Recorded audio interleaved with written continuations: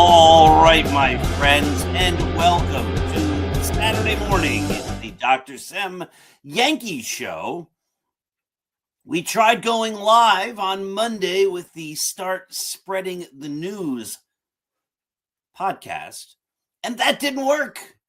We had all sorts of technical issues, so I'm trying again with some new and updated technology and hoping as I pre-record the Dr. Sem Yankees Show that we have no issues. Of course, if you're watching this, that means we have no issues because I was able to record the show without any drop of signal. So let's hope. I'm hoping. As we begin every show, let's make today a great day.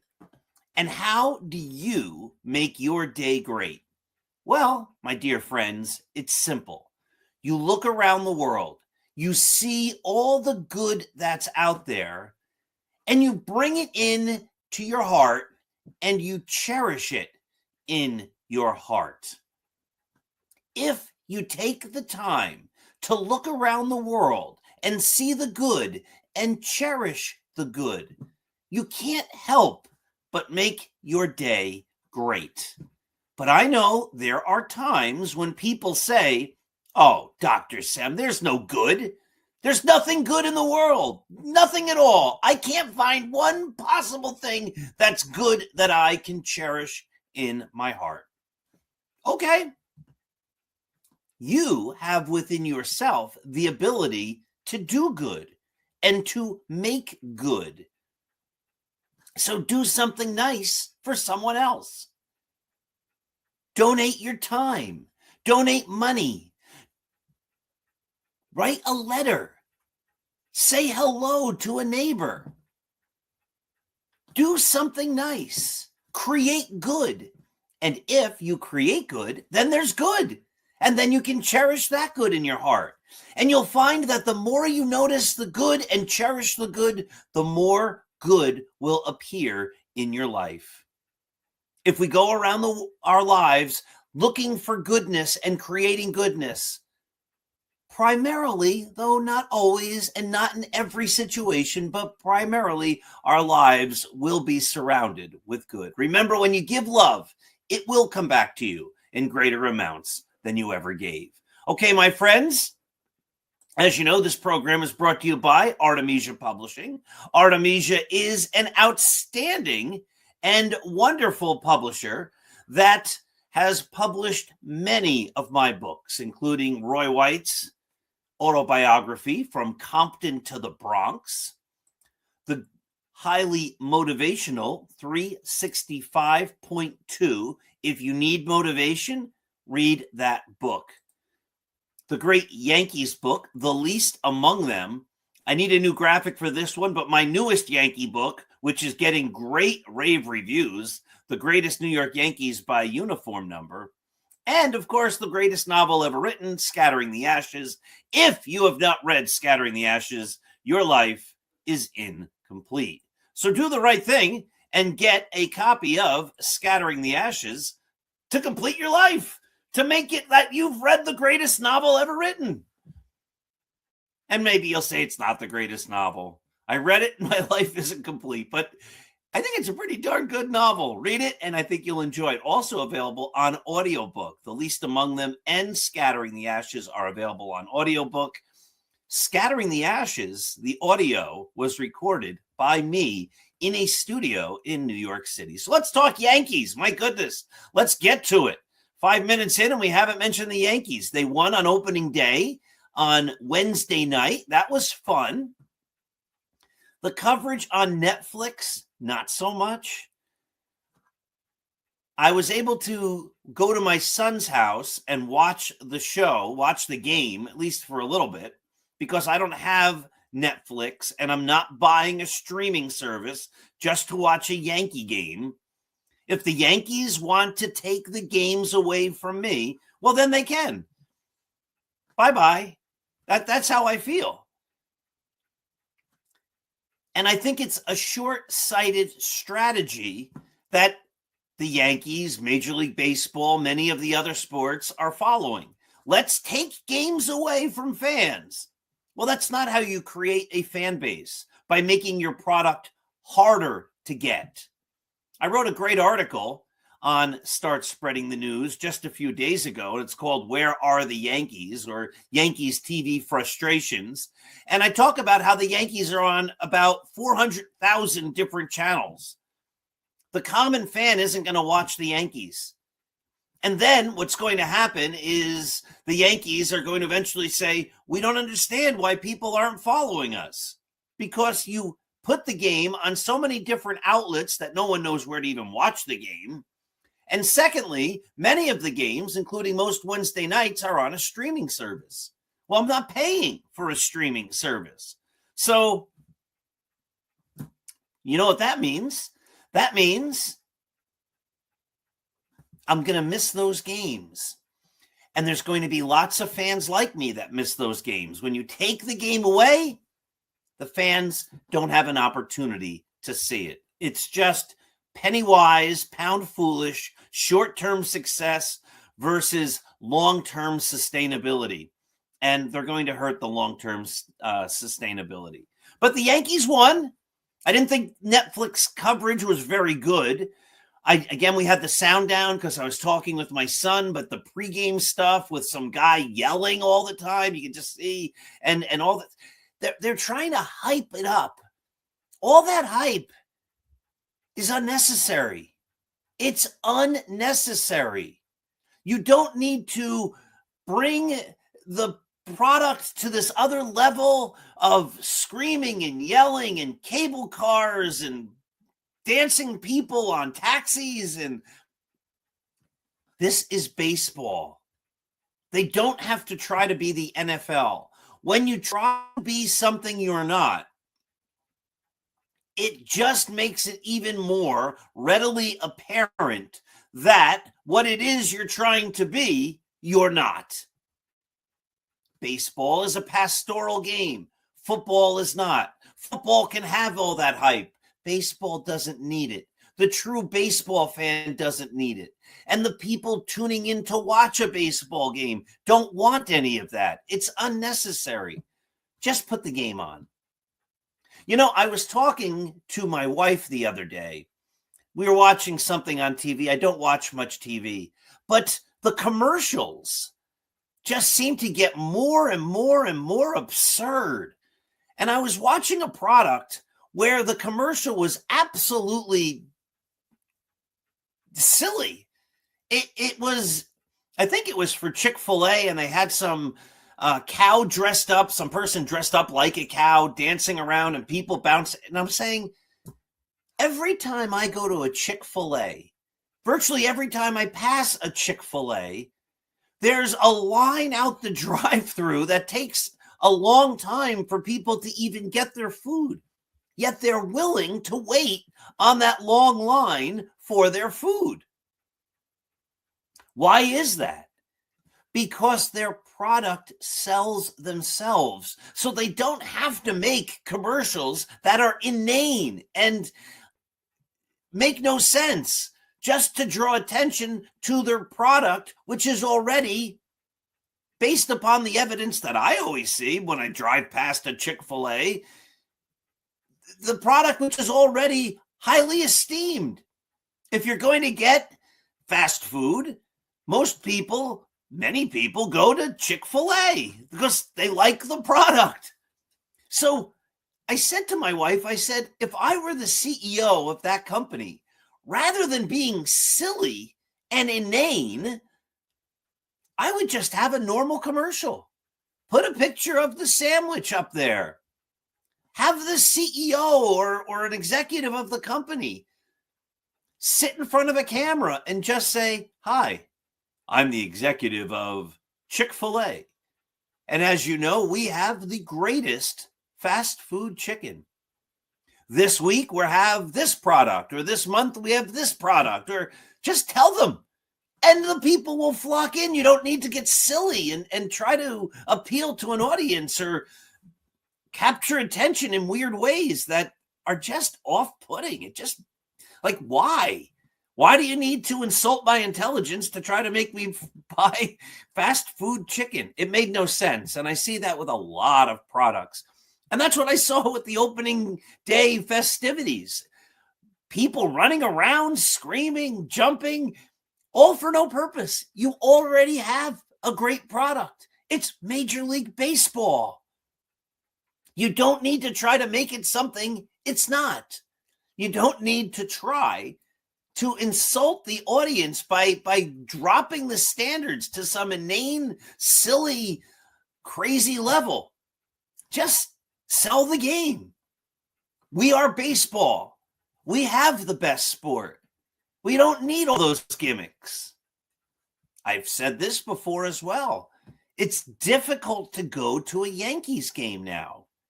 I went to a game last summer, and from the very first pitch, they started with noise, sound effects, let's get loud, rock and roll music. And I love music, but rock and roll music and just at the highest decibels. I was sitting next to my son, and we could barely talk because the noise was just so loud. It was off-putting. You don't need to do that. People go to a ball game to watch a ball game. They don't go to a baseball game to get hyped up after one pitch in the first inning. They're trying to find a demographic or an audience that they don't need. That's instead of trying to find this audience of people that want to just be getting littered with noise for hours in a stadium, they're turning off the people that actually go to the stadium who want to watch a baseball game. They have a great product. Let the product speak for itself. Just put baseball on TV and the fans will come. But put baseball on TV where the fans know where to find it. And don't take it away and put it on some streaming service. Now, sometimes I write stuff and people say, "Oh, you're not a Yankees fan. This guy's not a Yankees fan." This guy's not a Yankees fan. My goodness, I've watched probably 90% of the Yankee games since 1977. I write a Yankees blog. I put up 3 articles a day, me and my writers, and have been doing it since 2017. I have bookshelves full of Yankees stuff. I've read virtually every Yankees book that's out there. I love the Yankees, but that doesn't mean we can't be critical of them. But I love the Yankees, but I'm not going to give them or some streaming service lots of money to watch a product that they used to give me for free, and now they're taking it away. I'm just not going to do it. I don't make people pay to read Start Spreading the News, and I never will. People watch podcasts for free. You can watch this for free. What you do if you have content is you give it to others so they can consume it. You don't take it away from them. I've pushed back against some of my favorite online baseball writers over the years, whose articles I would read all the time. I would look forward to their articles. And numerous of them went behind paywalls. So I stopped reading them. It was that simple.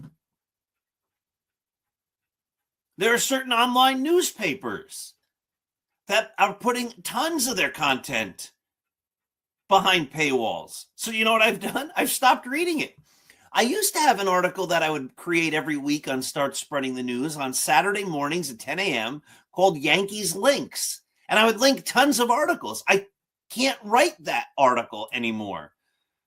I can't put that post up because it's hard to find enough free content.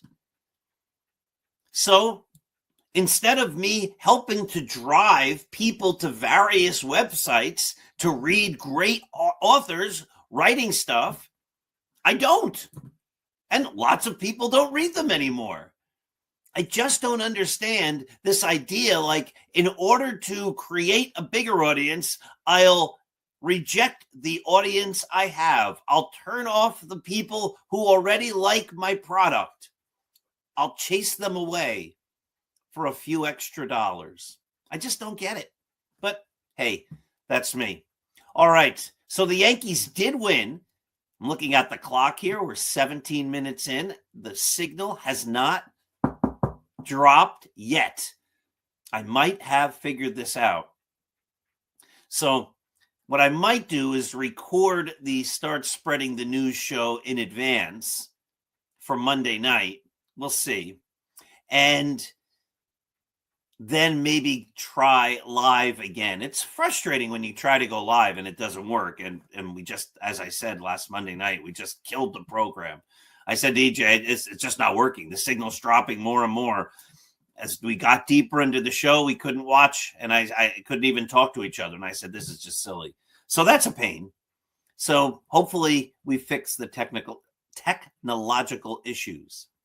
With EJ, I was going to walk through the Yankees stats from 2025, and we just started saying this guy's going to be worse or better. And I wrote an article on Start Spreading the News and it ran on Thursday, where I do believe there's a lot of good that could happen. Now, those who listen to me and have watched this for years know that I am of the mind that I want the Yankees to go big always. They're the Yankees. That's what brings fans to the Yankees. This idea that they are always going for it, always trying to be the best. They haven't done that for a long time.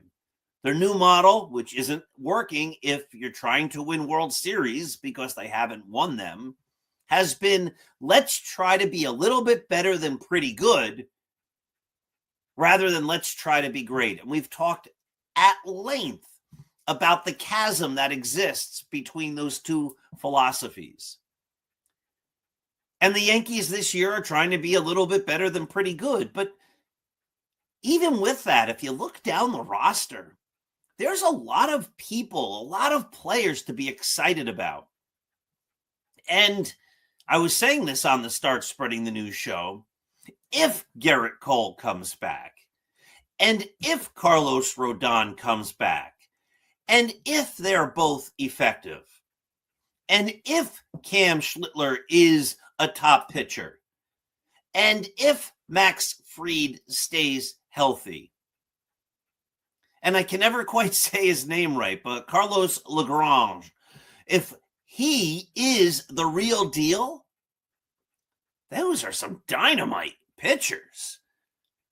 No team, if those pitchers are all on their game, would want to go into a short series and face the Yankees.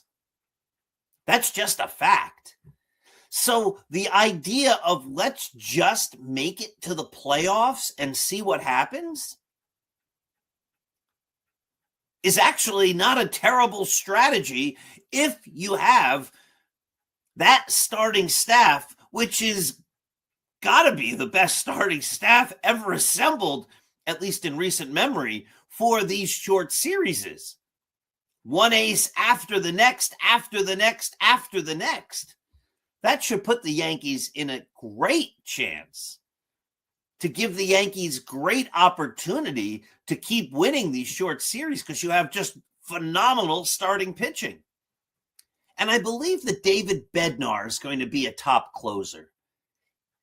I know he's had his struggles, but he just seems like he's going to fit in New York. He's got that bulldog mentality. He's going to go out there and, you know, a lot of sports is just having the confidence in your own abilities and just going out there and doing it. And I think Bednar is going to be one of these guys that just enjoys taking the ball and pitching on the mound at Yankee Stadium and pitching for the Yankees. And I think the Yankees and their fans and everyone is going to be very confident with him as the closer. And I've always felt like, I know the Yankees, a lot of people say their bullpen's in question, but the Yankees, even in the Aaron Boone era, have always figured out their bullpen. So going around the rest of the lineup, Austin Wells should hit. The excuses that he hasn't hit yet are that he's been injured. Okay, well, let's have a season where he's not injured. He's supposedly not injured. So if he can hit, this would be the year he's going to hit. Ben Rice seems to have shown last year that he's a legitimate major league hitter. Jazz Chisholm had a 30-30 season last year. I think Caballero at shortstop is going to show that Anthony Volpe's not going to have a job when he comes back. Ryan McMahon is a solid defender at third, something the Yankees haven't had. And if all the other players around him hit, the Yankees don't necessarily even need Ryan McMahon to hit. Cody Bellinger's a star. Aaron Judge is one of the great players of his generation, if not all time. Trent Grisham, you could make the argument, I don't really buy it, but you could make the argument that Trent Grisham figured it out last year and he's going to have another 25 to 30 home run season. And his defense suffered last year, but the word is that he was injured. So if he's 100% healthy, he should bring even better defense. And if he figured out how to hit, a power bat. Giancarlo Stanton, if he can stay healthy, is of course a presence in the lineup. The problem is that he never stays healthy. And then he goes through these periods of weeks on end where he strikes out all the time. And then waiting in the wings, you have Jason Dominguez and Spencer Jones. And while there's questions about their games, their upside is undeniable. And so there is a world where the 2026 New York Yankees go out there and are extremely impressive and have a huge year. Now, of course, there's the negative aspect of that.